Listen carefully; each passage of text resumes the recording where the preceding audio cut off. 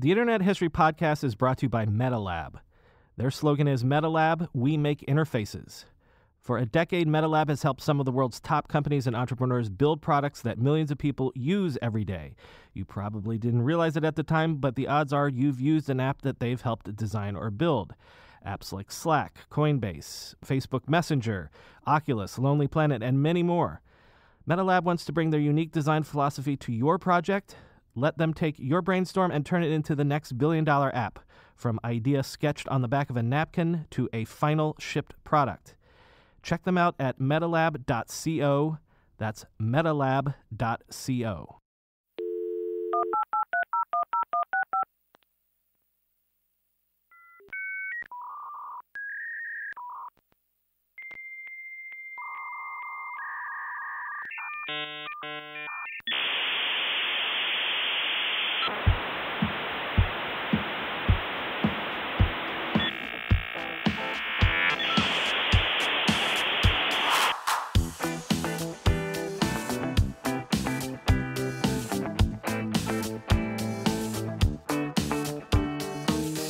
Welcome to the Internet History Podcast. I'm your host, Brian McCullough. This intro is pretty self-explanatory. This is part 2 with John McCrea. More on the story of Silicon Graphics. More on doing battle with Microsoft in the 90s. More on John's career and, in the end, some really deep and insightful thoughts on virtual reality. I hope you enjoy. Thanks again to John for being willing to come back and take a second bite of the apple, as it were.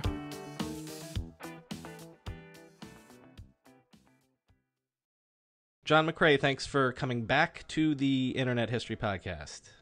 My pleasure. Well, I think we need to catch up where we left off. As I remember it, you had been knighted. You had also just got funding. Remind us what the funding is for, what the project is for, and what you're about to start doing. Yes, so we're at Silicon Graphics, the hottest company in the Valley. Well, Netscape has just overtaken it in heat. But I had pitched that we ought to jump into the web market with authoring software and web servers. And Tom Jermalik, the COO, had just awarded me $2.5 million in exchange for me and my low-end division agreeing to increase our revenue outlook for Q1 and Q2 of calendar 1995 by $15 million. I'm going to jump in already because it occurred to me something that I wanted to do last time is the vision here is the creation vision, and it's if the web is taking off, you want to make it easier for people to create their own websites, and you want to do it in, I guess maybe the template is the what you see is what you get, sort of what you can do with Adobe or even word processors, you know, where what you type on the screen is the thing you can print. Is that the vision that is making this project go forward? That's part of it, and it reflects my background as an artist, but it's also the case that Silicon Graphics is the visual computing company. And one of the big things we're saying is, look, the internet's been around for 30 years. Why is it taking off now? It's because the web is visual. And so we're pushing hard on the idea that the web is going to be this incredibly rich multimedia new medium, kind of leapfrogging the CD-ROM stuff. And I want Silicon Graphics to be at the center of that. Is this exciting new place or medium for authoring content, because in part we've been locked out of the CD-ROM authoring space because Director didn't run on IRIX.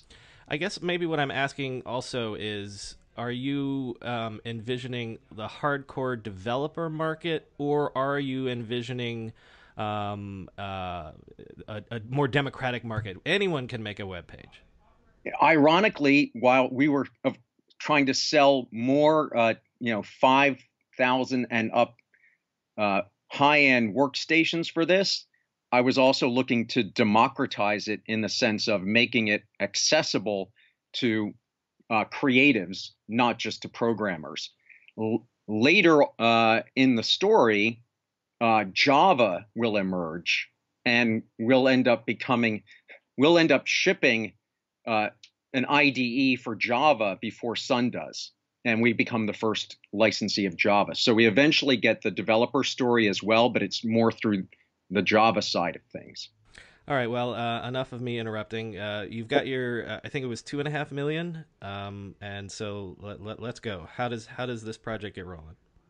Well, yeah. So there's interesting things that I didn't know at the time. We had a compelling vision, or I had a compelling vision, and a really great presentation. But there's an awful lot of luck that's involved that I didn't know at the time, and it's just, I think, useful to hear this. One of the things is TJ, Tom Jermalik, had an unknown slush fund sitting around that was $2.5 million in size, just waiting for the right audacious idea to come forward. And that's why when I asked for 3 million, he countered with 2.5. It's also the case that the folks who entered the room right after I exited were presenting a bold, audacious idea for a project to move the company much more boldly in the CAD, computer-aided design space. And when they asked, TJ had already emptied his slush fund for what would become WebForce. The other interesting little thing I learned immediately after the meeting, Tom Furlong, our GM, came up to me and said, your timing's incredible. While you were waiting in the hallway, we had the international sales call, and we had country managers from all over the world piling on with this notion that in all of these accounts that are like 100% Silicon Graphics for their workstations, all of a sudden they're seeing our direct rival, Sun Microsystems, is encroaching into the accounts and getting a toehold with a product called Netra, which was a box for some internet LAN WAN kind of stuff. And so they're all basically saying, TJ, what are we going to do about this thing called the internet and the web? And so it really set a perfect context for my pitch. So there's that backstory that I thought I should share. But next up, I'd say is yeah, go ahead. It really, right after realizing that I've gotten the funding, there's a bit of an oh shit moment where I realized the timeline that I've committed to is really quite ridiculous. Essentially saying, it's November now, and we're going to launch this new product line that we haven't started work on by the end of January. And we don't have a team dedicated to this. And we've got Thanksgiving and Christmas and New Year's coming. That's like the worst time to try and pull off an audacious new product line. So there's that. And you need to get a team together. You need to actually get some boots on the ground. Yeah, so immediately start hiring, and that always takes longer than you'd like it to. But within weeks, we went from just me to, of course, at pretty early on, the server division, product and marketing guys are on board. The software division that's makes the GUI and desktop tools is conceptually on. So start to get people in other divisions who are on the project, and I start building out a little team. And before you know it, we've got 4 or 5 people on the team in the low end division. But the really kind of scary things from a schedule perspective are really kind of 3 things. One, we've got to get an OEM deal with Netscape. 2, why do you have to? Well, the whole idea here is to create a solution bundle, and so they're the first to market with a commercial web server product, and that's the obvious thing. Like if you're going to go to market and say, here's a product line for web serving, there's only one game in town at that point, and it's the company that's in the process of becoming Netscape. Um, the other thing we really need in that bundled approach, and especially from the perspective of the low-end workstation division, is we need an HTML editor. I've got a backup plan, which is I can get SoftQuad's Hot Metal Pro, port it in exchange for some hardware. But we have a bolder idea, which is let's get our own HTML editor. So we've got the Netscape story, the HTML editor story, and then a third one, which is we want to go out guns a-blazing. And that means print ads. But print ads take a long time. There's a long lead. So if you want to be in Wired magazine right. in January of '95, you got to make that purchase probably in November, and you got to deliver creative sometime in probably early December. I forget the actual timing. And I've this has been pointed out by many people many times before, but there's not the ecosystem that we think of today where there's, you know, a whole blogosphere, there's TechCrunch that'll cover you, there's, you know, a BuzzFeed that'll cover you, your new product launch and things like that. Like that sort of fanboy geek nerdy tech infrastructure of tech journalism really kind of isn't there. Right. Yeah. So you've got Wired, which is pretty cutting edge and cool. You've got traditional computer industry rags like Computer World. But there also had emerged two, I think they were weekly print publications one was called Interactive Week, and I think the other one might have been Interactive Age. And they were on a weekly basis, so there was a little more flexibility there, not quite the same speed as a blog, but they were like places that you wanted that I wanted us to own the mind share. Because the idea here is we're launching the very first product line that has that's for the web, other than Netscape's server and browser. So maybe we should just go through those. Yeah, sure. Each one has its own interesting challenges. Well, you know what? Let's start with Netscape because I'm curious. When Rob Reed was on the show, we got into that little tangent about how Netscape sort of gets arrogant with their success. Yes. So, yeah, how did the Netscape deal work out for you? Well, I should also give a little bit more context. One piece I didn't tell of the pitch to TJ story is at the very end, after he had already blessed this, he put a kind of an asterisk on it. He said, one more thing. When you cut the deal with Netscape, I want you to work with, and I forget the gentleman's name, but he was the chief counsel for Silicon Graphics. Mm-hmm. And I didn't know why, but it turns out there was already a rising friction between the two companies over poaching. And it wasn't just happening at the individual contributor in engineering level. What I didn't know until a few years ago is that just a few months before this meeting, Jim Clark had come back and tried to poach TJ to hire him as the CEO of what would become Netscape. Mm-hmm. And TJ had turned down a 4-year compensation plan worth at least $10 million. But he was very well aware, much more aware than I knew at the time, of the significance of Netscape and the market they was going after and all of that. So ultimately, one of the challenges, we needed to get a non-solicit clause into the OEM agreement that we were going to work on.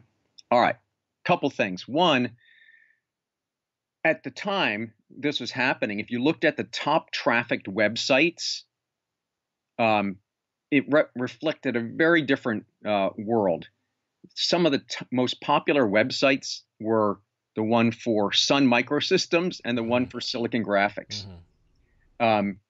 And so the team behind the Silicon Graphics website was already negotiating with Netscape around an OEM deal to bundle the Netscape browser on all of our workstations. the idea being that we wanted to be a web forward company and make sure that all of our customers could easily access directly from us anything we wanted them to know. That deal got rolled into the one I was trying to negotiate. And what I was trying to do is say, hey, the Netscape server software, which if I recall was list priced at $1,500 per seat at the time. I was trying to get it as low as I could so that we could make the product line profitable. But to your point earlier about they were at times a difficult company to work with because they were so successful. The sales rep that I happened to get by luck of the draw was very definitely not keen on discounting in any way. And the pricing was so off base that I felt like there was a chance we wouldn't be able to consummate a deal in the time frame. What ended up working out super well for me, and this is the luck involved in these things. Turns out that the first non-engineer in Netscape was a guy named Greg Sands. And he actually worked on the original business plan as a student at Stanford Business School. He's the guy who, when Mosaic, when they were getting a threat of a lawsuit from NCSA and they had to change their name, he came up with the name Netscape. But he's also 1 year after me at Stanford Business School, a buddy of mine and someone who had taught me how to play rollerblade hockey. So I reached out to Greg. We met for coffee. And he said, you know what, I'm going to help you out here. We'll figure it out. And all of a sudden, much more reasonable terms were put forward, and we were able to close the deal within weeks. Well, that's fortunate because, as you said, I guess there was basically no other option at that point. So you kind of needed that deal. Exactly. So that's kind of the Netscape side of it. We'll come back to them a bit as we get close to launch because, internally, both internal to my head and internal to my discussions in Silicon Graphics, one of the more interesting proof points here of why we should win in this market is the hottest company, Netscape, is doing all of their development, at least much of their development, and all of their serving on the Indie workstation. And that's a fact that I very definitely wanted to leverage in marketing. I guess I'm telling the story now. When we get really close to launch, Roseanne Sino, who's been on your show, who had been head of PR at Silicon Graphics and then became head of PR at Netscape, and who I love Roseanne, and we have a great working relationship. But to my surprise, she said, "You know what? Really not comfortable with you guys talking about us using Silicon Graphics hardware." I went, really? Yeah. I mean, it seemed like a very natural story, especially given that Jim Clark was founder of both companies. And I don't know how much of it is logical business interest, as in they want it to be seen as fair to all of their OEM partners, and how much of it is that there's actually genuine bad blood between Jim and Silicon Graphics, having left on somewhat awkward terms. At the time, the CEO of Silicon Graphics was Ed McCrea, and he was never referred to by that name over at Netscape. He was always called Ed McMuffin. So, incredibly important partnership, but a bit fraught with some complexity. So, so what are the other pieces that have to come together before, like, you launch? I think in just 76 days with the product, right? Yeah, it's 76 days between granting a green light and $2.5 million and launching on the 26th of January, 1995. So what are the other pieces that need to fall into place there? As folks who might remember, we ended up using a tagline, to author and to serve. So the two key pieces are the server from Netscape, and the authoring tools. On the authoring tools side, it would appear to be an impossible mission that Wei Ting, head of the Visual Magic division that does the desktop and the tools, the GUI, he says, let's do it. Let's do it. Let's go out there and make this happen. And all of a sudden, he's taking me out to various trips around Silicon Valley to places, most surprising places where there are folks who have made an HTML editor that is WYSIWYG, and in some varying degree, ready to be potentially a flagship product on IRIX, our version of Unix. The first one we go visit is a company called EIT. And it turns out, ironically, I learned later that that's the company that hired Mark Andreessen. Exactly, yeah.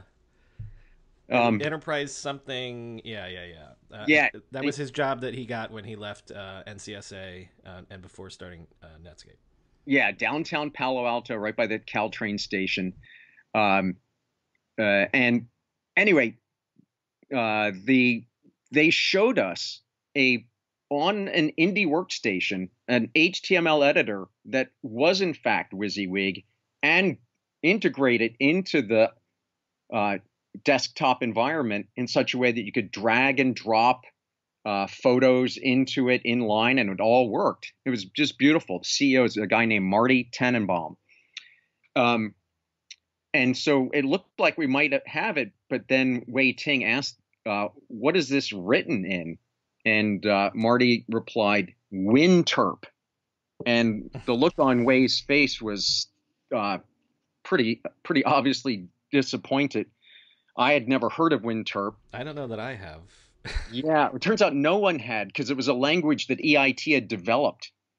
So it was a complete non-starter. We're not gonna buy a code base in a language that we don't know. And so we kept looking. And then I think about a week later, Wei came to me and said, "Okay, are you available to head out this evening? We're going to Amdal or Amdal." And I'm like, "What?" Now, if the stories I'm telling right now are old-time Silicon Valley stories, by this point in time in December of 1994, Amdal is an ancient story. It's a dinosaur. Amdal made mainframes that were IBM compatible. So the idea that we would be buying some cutting edge software from them is a bit absurd on its face. But when we went, we met with this one developer and a business development guy, and the developer was just a contractor. His name is David Koblis, and he had developed a fairly reasonable WYSIWYG HTML editor in C++. And all of a sudden, within days, we had done a licensing deal and brought David over, and a team was formed. And I think they had something like 8 or 9 weeks to get from fairly buggy, unfinished code to shippable product. And the folks that worked on it, they worked, maybe an interesting kind of sidebar here, because in our last discussion, we talked a little bit about how Silicon Valley was kind of a bit sluggish at that period of time. And within a short period of time, we would be using a new phrase, which was Netscape time. Right. Because what Netscape did as the new hottest company in the Valley is they stepped on the gas so hard in a way that no one's ever seen before that time. And they were taking on Microsoft, and they were doing it with a product that ran on every OS, and they were shipping at a much faster rate. And I didn't realize until I was writing some notes for this call that that's what we did as well. The WebForce project really was one of stepping on the gas and running at the pace, because we all felt like the world is changing and we got to run super fast to get our piece of it.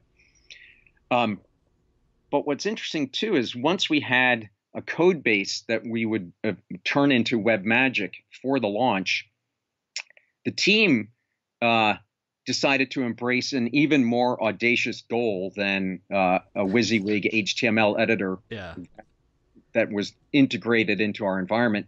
They decided they wanted to do full render compatibility with Netscape Navigator. And what that meant was aiming at a moving target, because Netscape was moving at breakneck speed. And so, they'd pop new features out, and our team would figure out how to do that on the authoring side.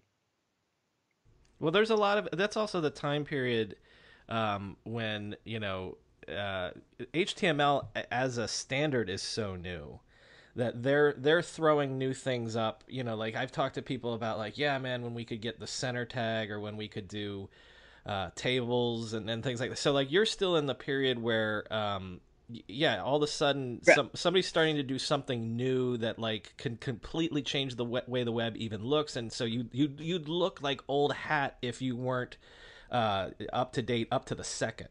Right. And what we want to present to the marketplace, we want it to look like the tightest possible partnership between us and Netscape on all things server and authoring. And I think the code that David brought with him didn't yet support things that were really coming out the pipe at the time, like tables and forms, and even the much loved blink tag. Right.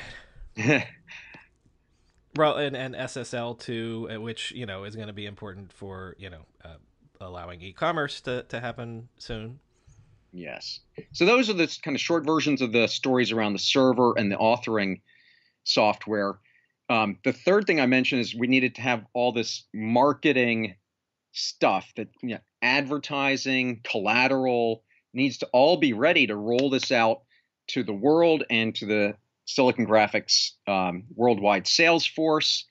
And the starting point for all that, given the long leads, among other things, we've got to come up with a name. Because when I pitched it to TJ, I was like, codename Spider.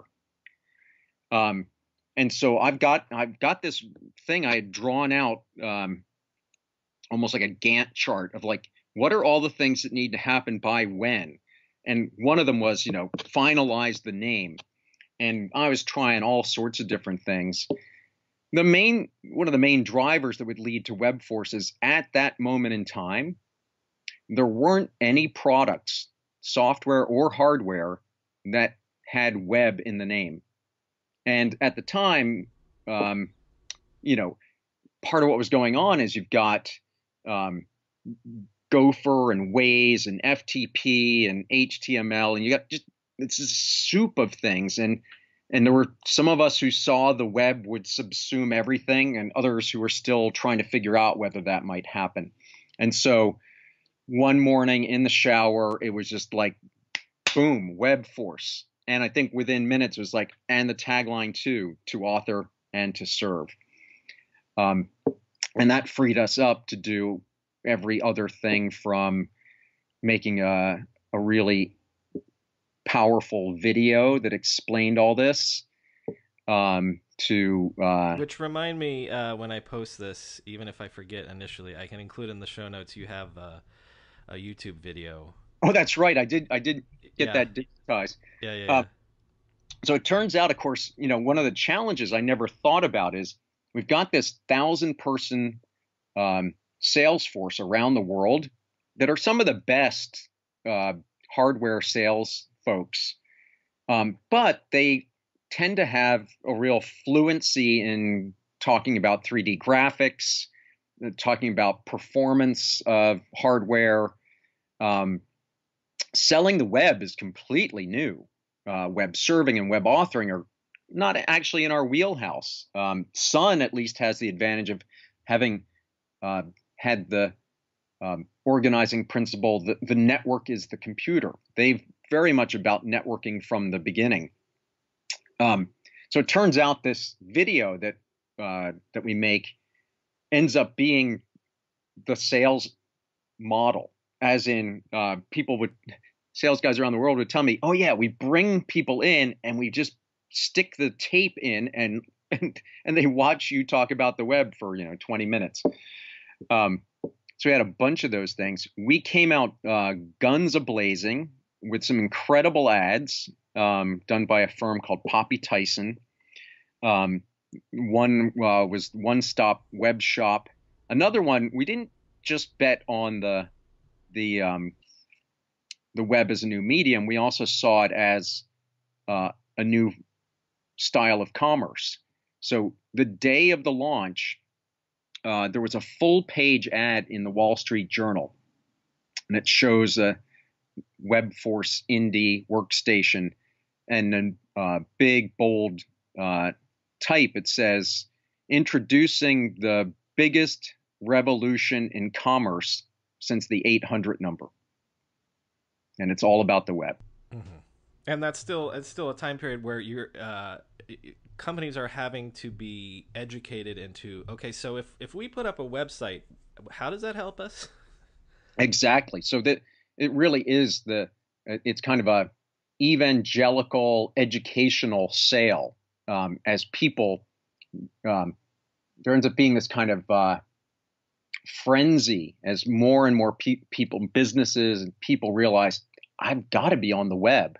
And so, as we talked about last time, this is a picks and shovels opportunity around this kind of massive sea change. All right. So just to reframe it. So WebForce is a software bundle. You've got the WebMagic, which is the HTML editor in there. There's other things in there too. Like there's a video tool, an audio tool, all sorts of things, right? Yeah. So little things like MPEG. I think it's MPEG 1 at that point. We needed to license an MPEG codec to be able to deal with that.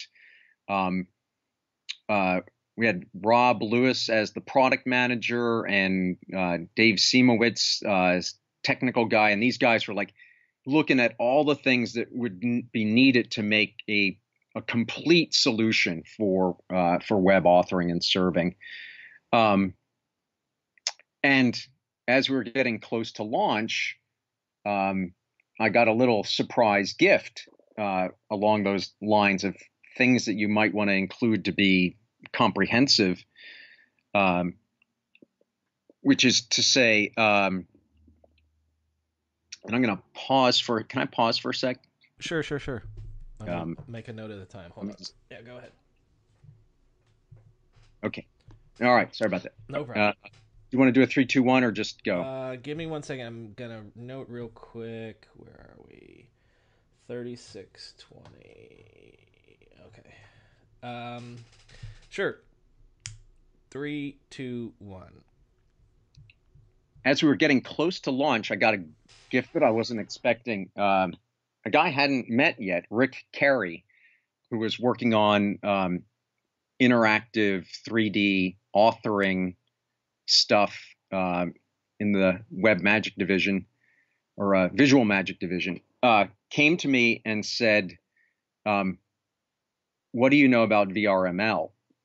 And I had not heard of it. And he said, it's this new emerging standard for interactive 3D on the web. And my team has written the 1.0 spec. You might want to include that somehow or another in this project you're working on. And I went, oh my God, yes, tell me more.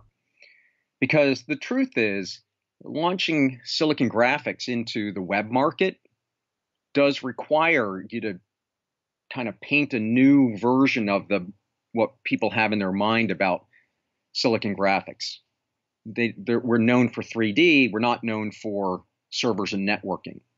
And all of a sudden, this kind of missing piece snaps in time for it to be included in our launch video, launch collateral. So the high-level story is the web makes the internet visual, and it's going to become this incredibly rich multimedia medium, and it's going to include interactive 3D graphics.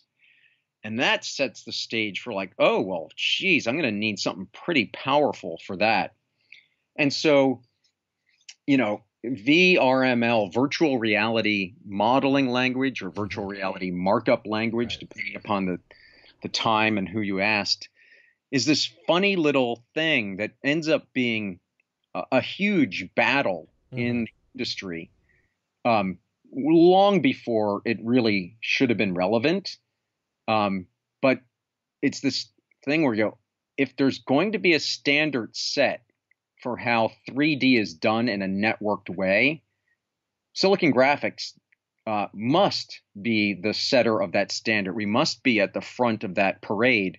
And it's this confluence of that kind of strategic thought and the notion that it really helps our marketing story for WebForce that we fully embrace it. We end up over the next few years probably putting more money into that than anyone else, and it ultimately becomes a battle for control of a standard, a battle that would involve Netscape, Microsoft, Apple, Oracle, Sony, and probably a dozen other big companies. Um, and so lots of exciting things there. Yeah, but I also it was also a standard that sort of got hobbled by that sort of cluster, that fight over, because everyone was like, oh, this is clearly the future, and it sort of it would have it could have gone further faster had that not happened. But that's another story. Yeah, although it's interesting. It's like, um, I spent most of my career in Silicon Valley dealing with the trade-offs between open versus not open, or open versus walled garden, and to be completely candid, even these open things, it's often the case that there's Too many th- cooks. or that there's one cook and they're using the openness as a bit of a fig leaf. Ah, yeah. So in the case of Silicon Graphics, kind of pioneered this, I think. I mean, it'd be interesting to look historically, but um, OpenGL. Right. OpenGL was created by Silicon Graphics, and it's survived in some form or another until today. But OpenGL derives from GL. GL was the graphics library for the geometry engine that gave rise to the company Silicon Graphics. OpenGL was an explicit strategic play to get the whole industry to agree on a single library that would essentially be shepherded in a very aggressive way by Silicon Graphics with foreknowledge of what was in our hardware pipeline. In other words, it was advantageous to us to have the industry agree to a standard that we were like 5 chess moves ahead in silicon. Likewise, Netscape, who was the master of playing the open game against the evil Microsoft, they were playing it fast and loose because they would do these things where it's like, uh, you know, Netscape announces new standard for blank, Forms or something. Yeah. along with 20 other companies, everyone except for Microsoft. And, you know, they were great announcements, but sometimes you could be on the receiving end of that, where it's like, we're announcing this tomorrow. Silicon Graphics, are you on board for that? It's like, wait a minute, you're telling me less than 24 hours, and it's a technology that we actually have a stake in, but you're now going to be the ones calling the shots? So, yeah, the open game's an interesting one when it's played at that level. Okay, so you guys, like you said, you launch WebForce in January '95. You have a big launch event with Netscape and Andreessen and Roseanne and everybody. Yep. Yeah. So it's held on campus. We had a bunch of reporters from those print publications on board. Mark Andreessen spoke. We managed to avoid angering them. We did not assert that they used our hardware, and we were off to the races. This is sort of yada yadaing after all that, but just like what was the impact? I don't know if you know sales numbers. It's so many years, things like that. But maybe in a more general way, what do you think that the impact of that product was on what we would call now Web 1.0 in terms of like some of the first websites and web companies that came about. Yeah, no, I mean, so uh, against all odds in terms of timing and all of that, we met our goal of launching before the end of January, and in the process, avoiding my worst nightmare that Sun or Apple would beat us to the punch with a web product. Um, we hit the market guns a-blazing, so full page ads in Wall Street Journal, Wired, Interactive Week, et cetera, et cetera. And so overnight, we were the game. You got Netscape on the software side, and you got us on the hardware side, and everyone else is flat-footed. It would take many months for Sun to figure out that this was their biggest market opportunity, and to then put all the wood behind one arrow, Scott McNealy phrase. So for the first half of 1995, we were on fire. Magically, our incremental revenue from the WebForce bundles in Q1 of 1995 was over 4 million. And in Q2 of 1995, it was over 10 million. So together, we actually almost exactly hit the 15 million that we said we would commit to. We, at that point, were the #1 OEM partner for Netscape. The Powered by Silicon Graphics program that we talked about in the last episode just started expanding and expanding. We had a little trick too. If you bought a WebForce system and you're creating with the WebMagic HTML editor, it came bundled with a Powered by Silicon Graphics thing that was super easy to include on your homepage. So that was popping up everywhere. And then we knew we were in an evangelical educational sale. So we started something, I think it was the beginning of March 1995, in Redwood City. Basically we cooked up a tour, and I think I agreed to do something like 10 locations in the US. And and this was an agreement made with the NAFO, North American Field Operations for Silicon Graphics. And they were really good at organizing lead generation events. But lead generation events for Silicon Graphics were largely about getting a very targeted subset of people into a room to evaluate a tens of thousands to hundreds of $1,000s purchase. So if you got 10 people in, that's awesome. Our very first event in Redwood City probably had 100 people. By the time the tour got to Denver, I was speaking in front of 600 people. By the time it got to London, it was 1,000 people. By the time it got to New Delhi, it was 5,000 people. And it was just crazy. And it was this singular presentation that we kept tweaking. And, for a little while, I was doing all of them. Then it was some of the key guys, people on the team like Chris Hagerman, Rob Reed, Honam, and many others. And it was so interesting because we were basically, it was like give me that old time religion revival kind of thing. Like the crowd was pumped. We had jokes. We were giving away T-shirts. Well, it's funny that you use that phrase, because I was just gonna say, like, so that's almost the exact moment in time. Like, give me the months and the year that tour happens, maybe. This is March 1995. Okay, so like what I'm saying is what you're 6 months later. Through 6 months later. Okay, so into fall of '95. So you're distilling essentially for us, like that's the 6 month period where the entire global business community realizes the web is a thing, gets the religion, is what we're saying. So like you're using the term a revival tour. Yeah. Yes. I mean, it was some of the most fun stuff I've ever done in a business setting. Like literally, um, I can remember some of the gags and jokes. Like it's a point in time where the number of web servers that were cataloged to exist, It was it probably was still 5 figures or something. yeah, but it was doubling every, Oh, okay. Yeah, yeah. I think it was doubling every month. So doubling things are very exciting, and they make great graphs. Before I would show the graph, I would pause.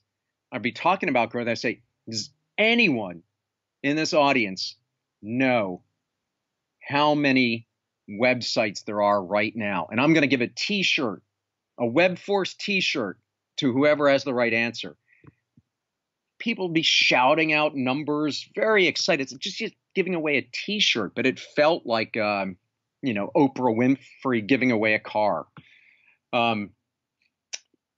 Another gag I still have. uh, um, there's a point where trying to make, people have kind of bought into the web is changing everything. Silicon Graphics has this incredible solution. And it's like, now I know there are people out there who will try to suggest to you that you might use a PC as your web server. But let me tell you, that's a mistake. And then it'd be like this kind of build up. You would talk about how Silicon Graphics is being used in the Orlando interactive television trial, where it's, MPEG to the set top over Ethernet and da da da da. And they're like, and you know what? No matter how you dress it up, a PC is still page down a PC. And at that point, there's this beautiful picture of a chimpanzee dressed in a ballerina outfit. And it would just be howls of laughter. And we had like 3 or 4 of those in the presentation. It was not your typical hardware sale kind of event. Well, I mean, that's why I'm glad that we were preserving this story, because, like I said, like, this is the story of and as many of people have said on the show, like, there's only so many times in any business person's lifetime where it's like what those people are experiencing is like, oh my God, there's this whole new vista that's opened up, and basically the it's endless. There's no limits to what this can be. And it happens so much faster. Like, obviously, if you were in Silicon Valley in the early 70s, when the PC thing happened, Steve Jobs and Steve Wozniak were, breathing in those fumes and figured out how to make a bold play. But it was a bold play that happened on a much slower time frame. The web was like going fast and accelerating. I want to. I am gonna hit. I want to hit 2 more things because I'm gonna accelerate us. All right, But let's do it. yeah, I want to hear the story about being the first licensee for Java, and because, again, as you've mentioned before, Sun is your sort of arch enemy, nemesis, or Yeah. so. So tell me about, even in broad strokes, like Java showing up on the scene, why that was important, and then why you guys joined forces with others to try to pimp out Java and make it be a force. Excellent. Yeah, yeah. So a couple things. One, there really was this very strongly shared view that I think was legitimate, that Microsoft was evil. Um, the Microsoft of that era was essentially a monopoly that was happy to flex its muscle. And so when the web came along and Netscape kind of picked up the David slingshot to bring down the Goliath, they could get a lot of cooperation from a lot of different sources. When Sun, our direct rival, came out with Java, even though they were a direct rival, I thought, oh my God, here's another shot at this proposition of creating a post-Microsoft world in which there was openness and interoperability. An unstoppable enemy will make even petty enemies want to break bread and put things behind them. Exactly. So it seemed to me once they got enough traction, and by traction, literally we're talking about press coverage / hype, but it seemed to me that there was a good chance there. In fact, I was pretty confident that Sun would succeed in licensing Java to all of the computer companies. And if you believe that, then you realize, especially as the direct rival, you don't want to be the last one making that licensing deal. You want to be the first. And so I was pitching that fairly hard. And now I think in terms of time frame, I should probably check my notes. Well, I do know that the announcement, like if you're talking about like that famous press conference, it's December of '95. Okay, I was going to check whether it's 95 or 96. Yeah, so this is all in that same year. Let me frame it then. So one of the things that we did as the company that came out with the first product line that had web in its name, at a time when there were major industry events like Internet World, we also said, look, there's no industry event with the name web in it. Why don't we make one? So our team came up with an event in San Francisco in December called Web Innovation. Keynote speaker Mark Andreessen, killer set of guests, but it was a Silicon Graphics production through and through, which was obviously designed to make us look really good and sell more hardware. So that was approaching, and in the months leading up to it, I was trying to break through whatever logjam there was. And again, I'm still, even though I'm now lead on this super hot project, I'm not like at the seat of power in the company. I'm a new guy. And so I'm trying to figure out who's really making these decisions. There's a guy named Wei Yen, who was the CTO, and he ended up being the guy who was both the blocker to this and the guy who would, after a couple of interactions with me, eventually see that this was the most interesting strategic play. So we get the blessing to do it probably November of '95, so a year after the blessing to do WebForce. Mm-hmm. And only a month after the Netscape IPO, and Internet Explorer is out. So like this is everything's joined. Yeah, everything's happening. Yeah. So it's, I think, December 5th, 1995. We managed somehow or another. Interestingly enough, sorry, I'm jumping around, but we have a series of negotiations with Sun. Despite the fact that they're a rival, they know it's important to them to get all the hardware companies to license their stuff. So it's quite cordial. We talk about how we can make this a bigger deal. So we want them to endorse VRML as we are endorsing Java and getting an OEM licensing deal for it. Netscape gets into the picture. I'm jumping around. Anyway, December 5th, 1995, we end up with this press conference that 24 hours before it, we haven't actually signed any papers. So the stress level's through the roof. It ends up being this incredible 3-way plus one in which Netscape, Sun, and Silicon Graphics are mutually endorsing each other's technologies.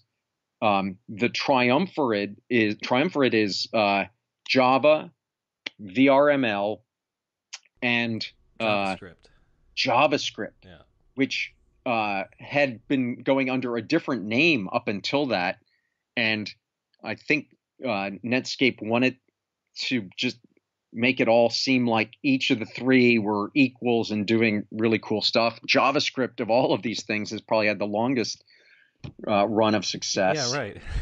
Funny enough. But it literally got called JavaScript in the strangest of things. I think it had been priorly known as Mocha. And we had made a run. We had a a scripting language similar to JavaScript that was used in the interactive television trials in Orlando, and we were trying to get Netscape to adopt that, and we failed at that. But anyway, as that was all coming together, we said, well, shit, we should also, this is the time to go from this is primarily a hardware play to actually having a real software play where Silicon Graphics has software not just for our hardware, but for the world. And so all the authoring tools, we would say, now all of a sudden, we're going to be on everything. We're going to have VRML authoring tools for Windows as well as IRIX.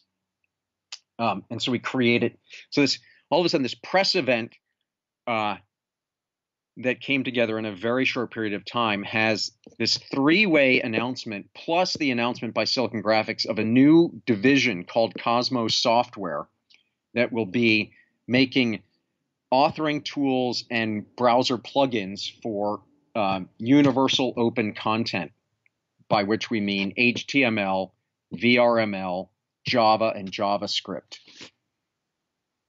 It was a rather crazy time. I didn't get a lot of sleep at that moment. Well, I'm gonna just give a little bit of context here for things that people have heard on the show before. So there's that famous what is known as the Pearl Harbor Day speech that Bill Gates gave in '95 on December 7th. So Yes. in the history of how this works, what you just described is, you know, and there's episodes, please go back if you haven't heard them, about how Bill Gates getting religion about the internet and things like this. But imagine this. What has just been described is essentially the entire industry lining up against Microsoft and saying, sort of Gandalf style, you shall not pass. We're not going to let you control the internet. And so that famous Pearl Harbor Day speech happens 2 days later.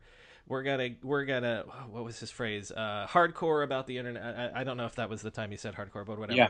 Yeah. So right, the wars against Microsoft in the 90s are joined with that event you just described and the Pearl Harbor Day speech. Yeah, so if it's a Game of Thrones episode, it's like, oh my God, Sun and Silicon Graphics have done a cross-licensing deal. What? Right, you guys did a red wedding on him. Yeah. Yeah. Love it. Yes, exactly. That was our red wedding moment. One more, because there's also 98. You are a part of a thing with a whole bunch of other people like Adobe, Macromedia, Apple, and everybody. Yeah. To block Microsoft on something else. Just tell us about that real quick, because even by '98, you know, Netscape is in decline, is bought by AOL, and there the antitrust things happening. So what was that about?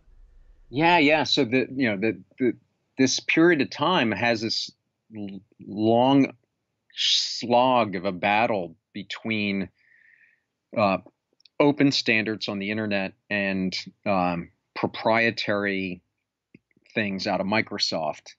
And even though in general we felt like we were actually winning, in '98 Microsoft took another swing at bat with a thing they called at the time Chrome, and it was like the kitchen sink of media related APIs.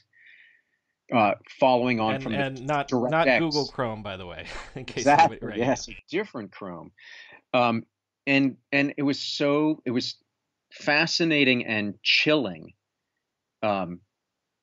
because this is prior to the government takedown over antitrust stuff. This is Microsoft at kind of peak antitrust problem, in which they would say, you know, we've got this new thing and it covers interactive 3D, video, motion graphics in 2D. It does everything. There were several times when Microsoft basically attempted to be like, well, forget the open standards. We'll create our own standards that'll be better, and then just play with our standards. They're better. Yes. Yeah. But they wouldn't say it quite that nicely, because as soon as you would say, I'm not really, we are not really up for that. In fact, we're much more interested in the open standards of the web. And they would say, well, you understand that we are Microsoft, and you can either come on for the ride, or we can crush you. And they literally would say things like that in phone calls and meetings. In fact, I remember at one point, I forget exactly what the event was, but while this question of whether we might possibly support Chrome was in the air, I went into a big Microsoft booth it was probably Internet World. I don't know what it was, but I got walked into a private room and got basically intimidated by someone, kind of mob style. And it was fascinating. And so, I don't know, I guess I was such a believer in the power of the Silicon Valley potential coalition of friends and frenemies and enemies, that I said, well, this Chrome thing is a piece of shit. We should just all work together and block it.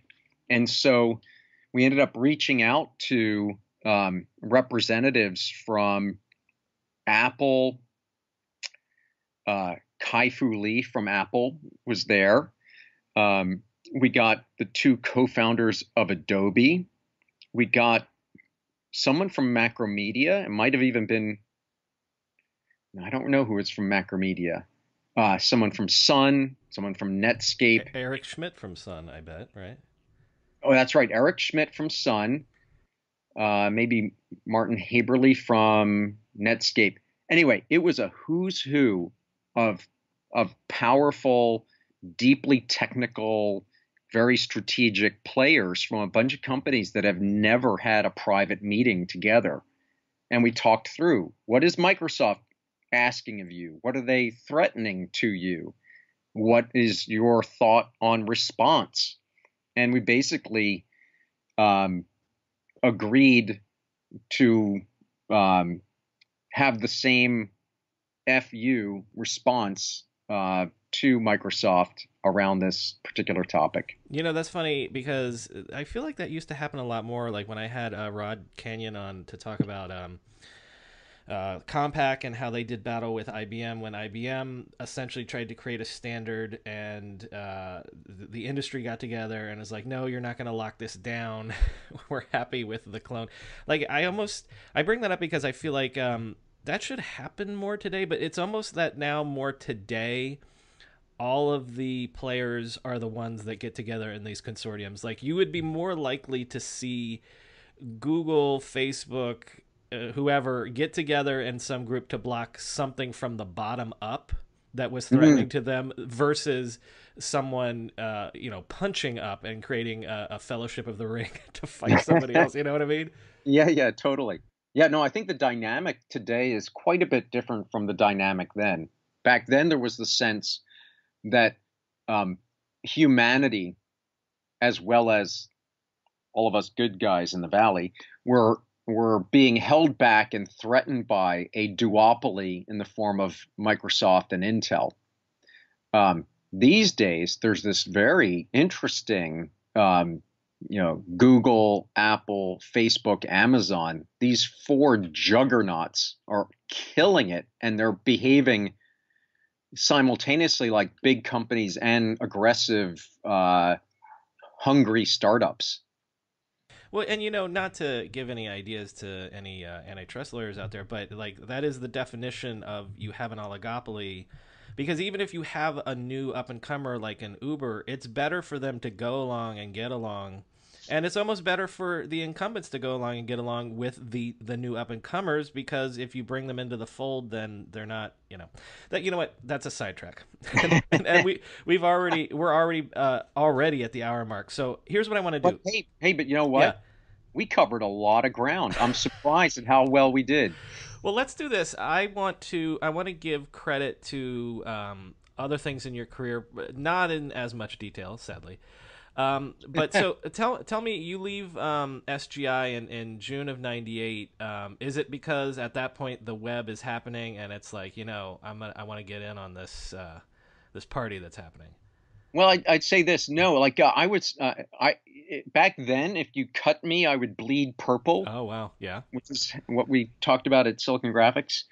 But SGI, so with Cosmos Software, which was a really exciting project, in hindsight, we were trying to launch a rocket from a sinking ship. SGI had peaked in 94/95. By 98, they were at a point where they were so getting eaten from below that they needed to get rid of non-strategic businesses, and they could conceive of a cross-platform software web business as non-strategic. So we ended up selling it to a company called Platinum Software, and I was on to my next thing. And end up one of the very first hire I made for the WebForce team was a guy named Chris Hagerman. He would eventually leave and make something called Big Book, which was like a precursor to Yelp in the form of a online Yellow Pages. Actual online Yellow Pages, yeah.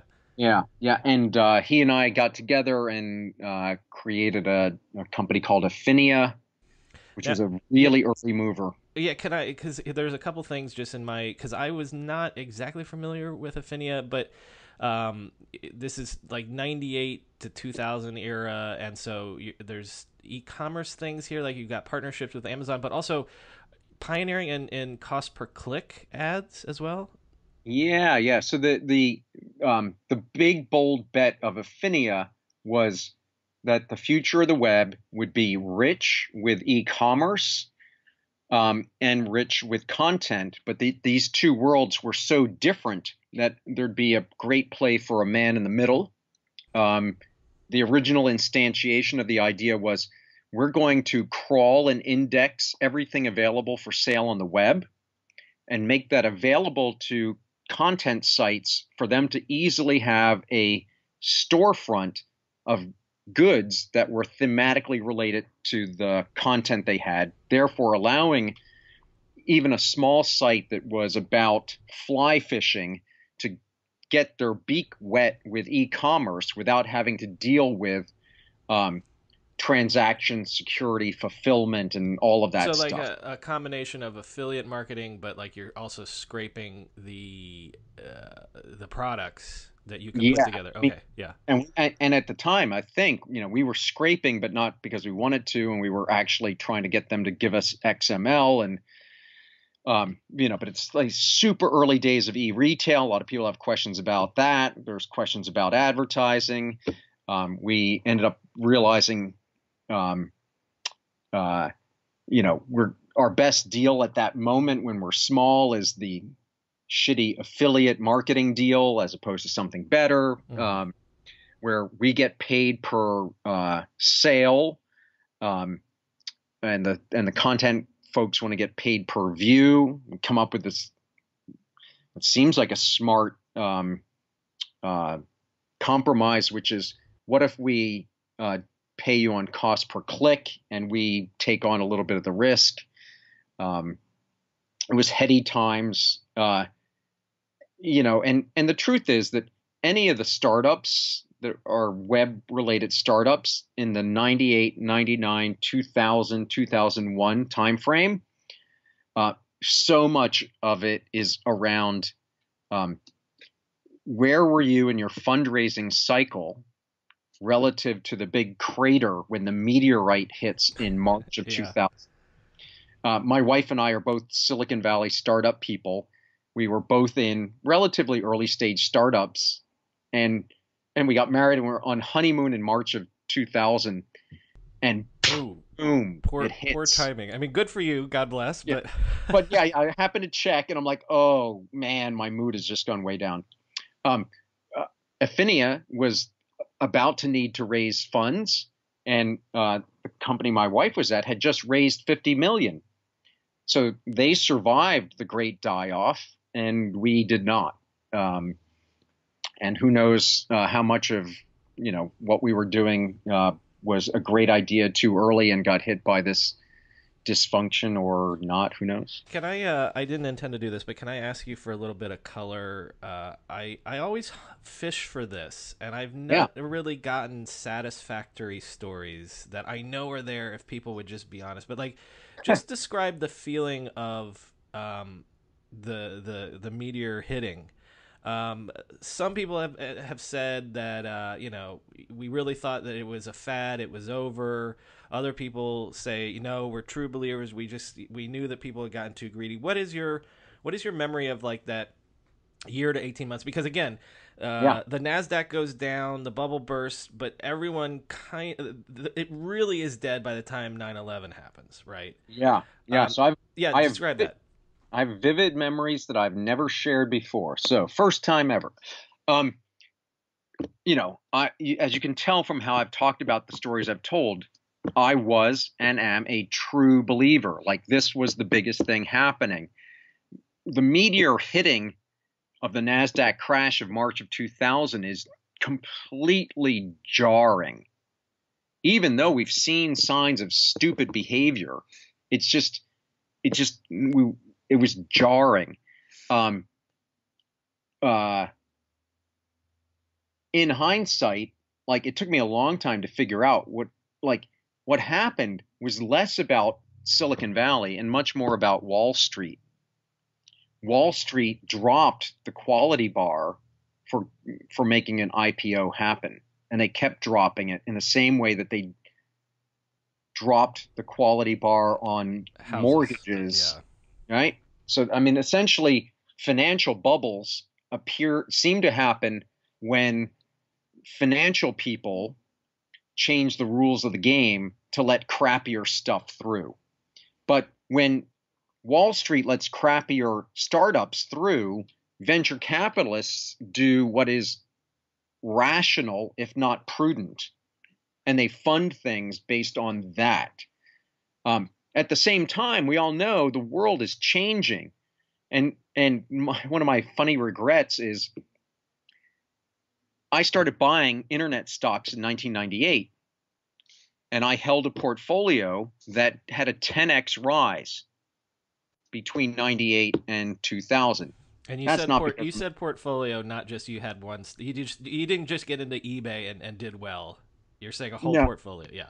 I had more than a dozen stocks that were the ones that you would think would be long-term winners.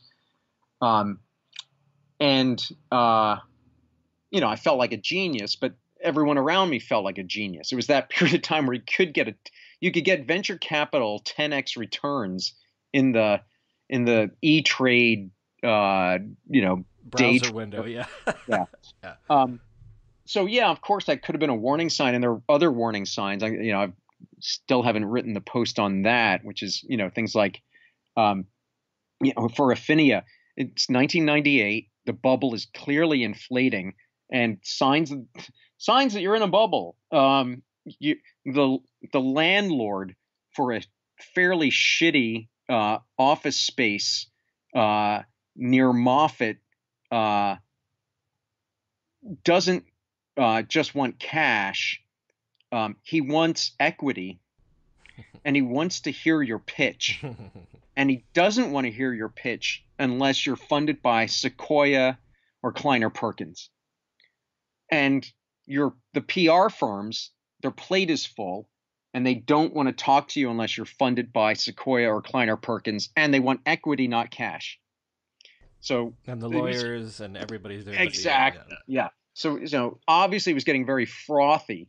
But when the correction hits in March of 2000, none of us know if it's a short-term correction, a multi-year correction, or like, oh shit, like we bet our career on something and, it's never ever going to be good again.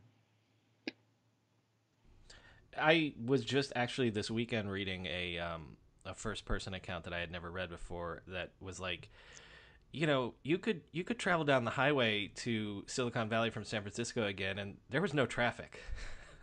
Like Yeah. something as tangible as that. Like people just Tr- up tr- and left. so yeah, traffic was clearly one of the things that you could measure all of it by. It got really, really weird in 1999. In 1999, uh, you'll like this story. Uh,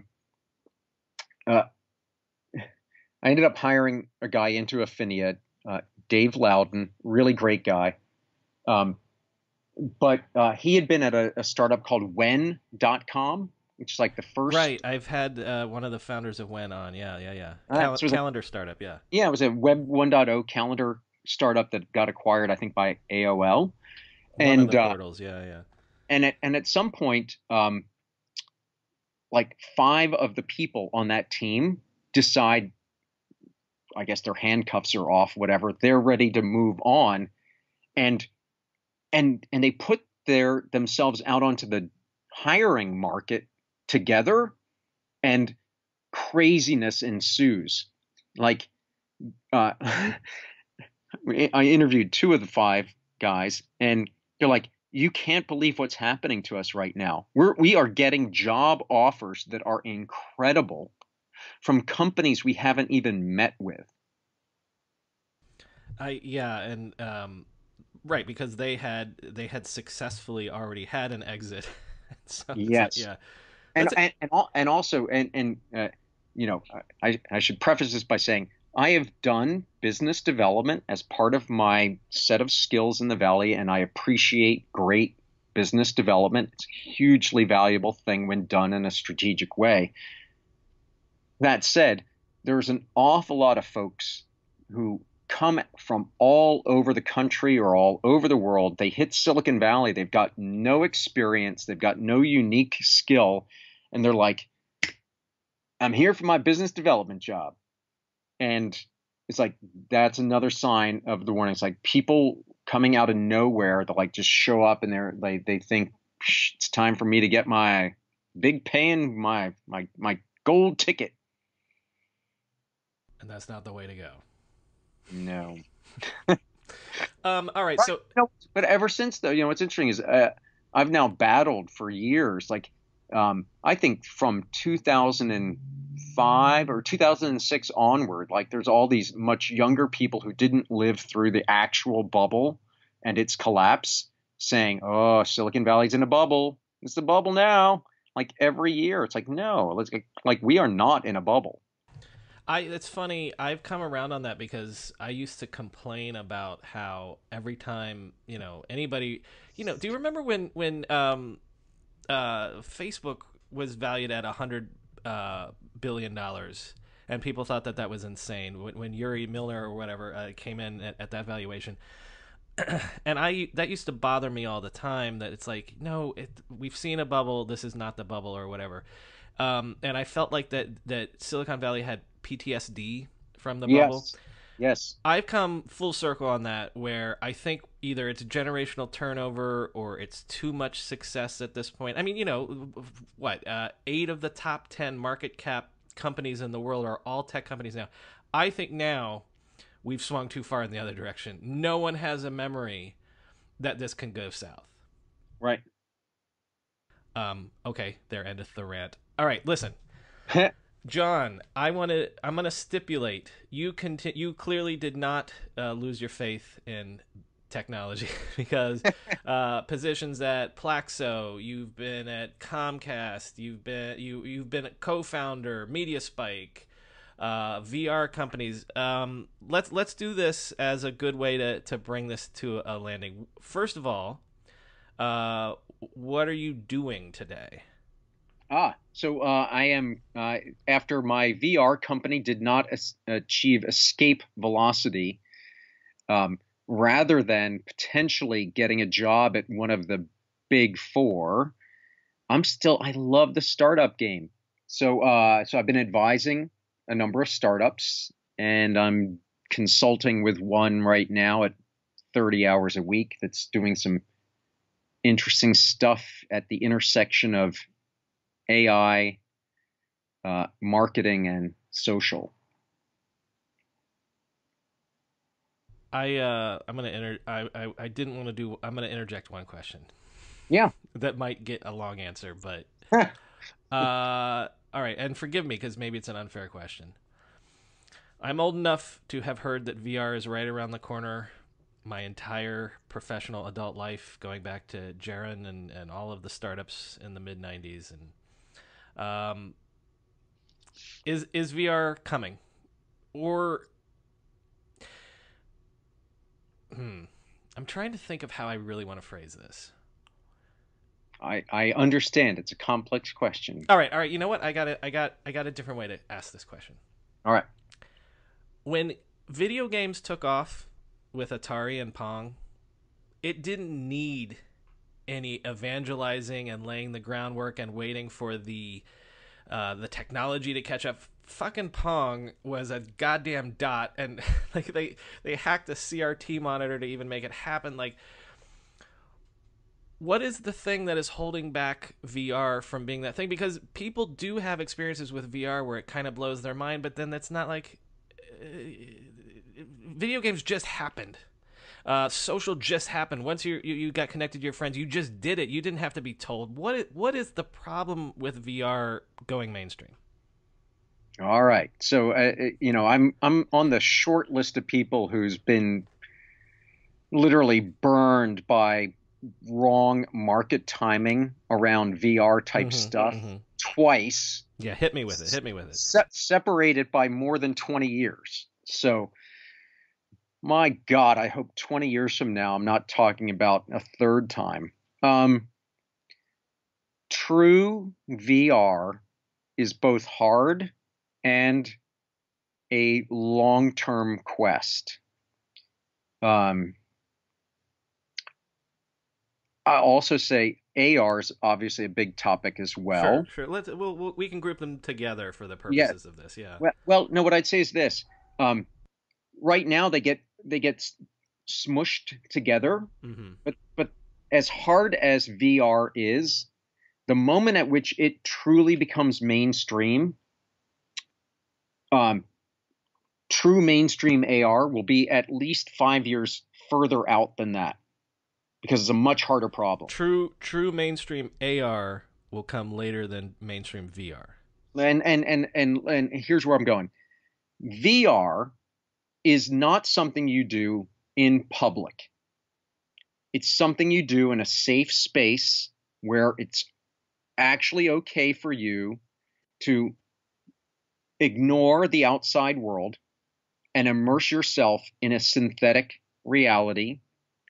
That synthetic reality needs to be believable enough above a threshold at the barest minimum where it doesn't make you sick. But to be a mainstream thing, it needs to really delight you. It needs to make you feel like you're in the best dream you've ever had and you have agency.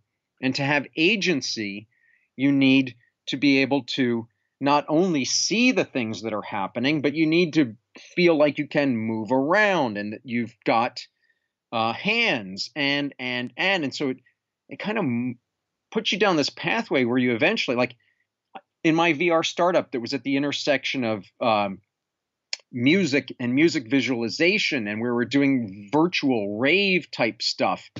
The best experiences were always with a product on my body called a subpack, which was a wearable subwoofer. Like the amount of hardware requirements to make the whole, like, we grew up with visions of the holodeck. Well, to be in the holodeck, you've got to be able to climb a mountain, which means you need an adaptive terrain thing. And so where threshold occurs, I don't know, maybe it's 2, 3, 4 years out, and we won't be done. We've got another 10, 15 years of hardware augmentation to make the full VR experience truly believable to be in this other world. AR is the exact opposite. We need a pair of glasses that no one looks at and yells out, "Hey, glass hole," as those of us who were in the Explorer program for Google Glass experience. Right, yeah. So it needs to be completely invisible. It needs to not get in the way of eye contact. And it needs to be not like some magic leap freaking huge battery pack, and like they're years away from consumer ready product. Um, That's my rant. yeah, right. I maybe in the end, I just blame Snow Crash. If that Yes. fucking book hadn't been published, so much money, so many stars. People have been trying to chase Snow Crash for Dude, 25 years now. dude, I was reading that book when I got the offer to become a contractor at Silicon Graphics. And I went, "Oh my God." I kind Up of there. started. This is another total aside that people could get annoyed at if they want. I started rereading that sometime this year, and it kind of doesn't hold up, and I'll tell you why. I mean, there's obviously culture moves on and things move on, so there's certain cultural things like anything that watch any fucking movie from the 70s and you might be appalled. Watch Bad News Bears and cringe at the racism and sexism. But Exactly. the thing that kind of felt stale, well, it didn't feel stale because I remembered it. I remembered the sense of it. What I remembered rereading Snow Crash was like that sort of Tarantino slash Nirvana energy of like fuck the man and like it was just sort of that frenetic, like everything on speed that like Pulp Fiction had, that like Yep. that sort of period in the early 90s had. And it felt maybe because I was younger then, it felt naive and youthfully youthfully dumb.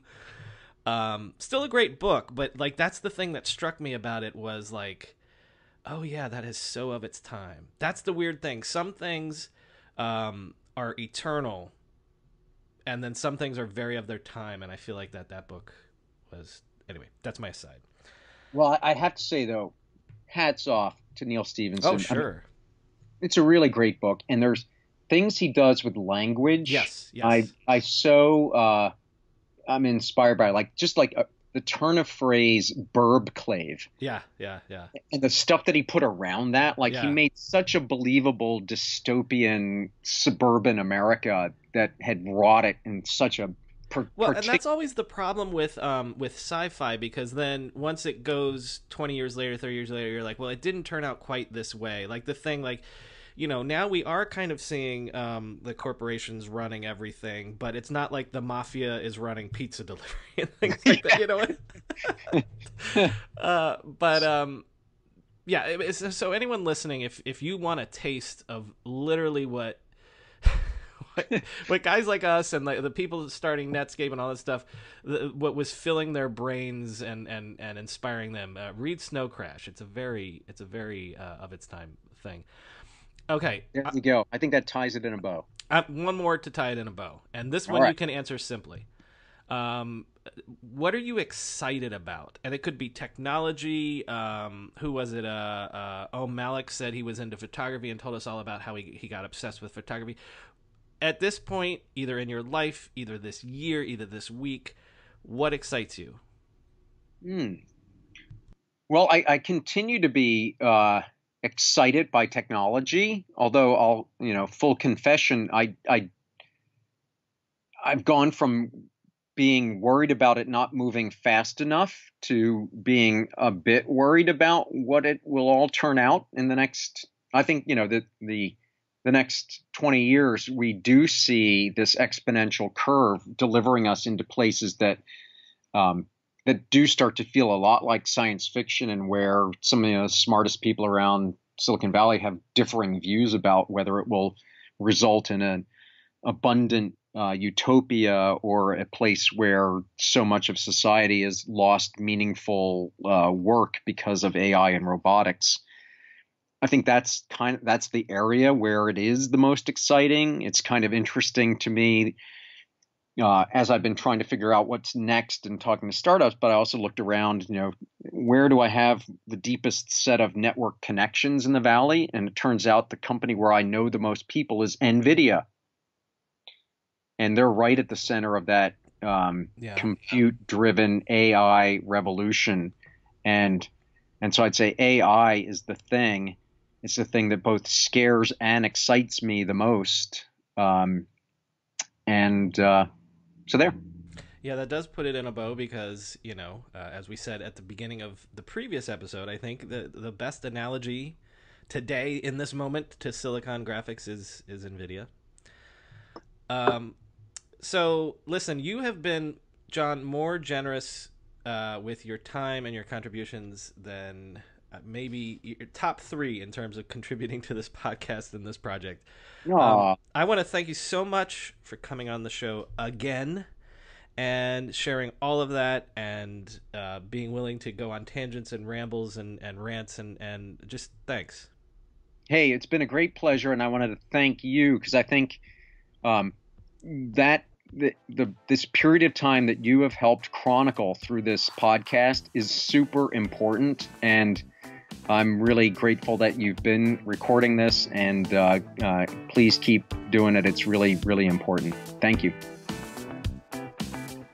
If you like what you've heard on this episode, please support us by subscribing to the podcast so you can get great news stories and conversations every 2 weeks. And please buy the book that was based on this podcast, How the Internet Happened, From Netscape to the iPhone, by me, Brian McCullough. Order it now wherever books are sold. How the Internet Happened.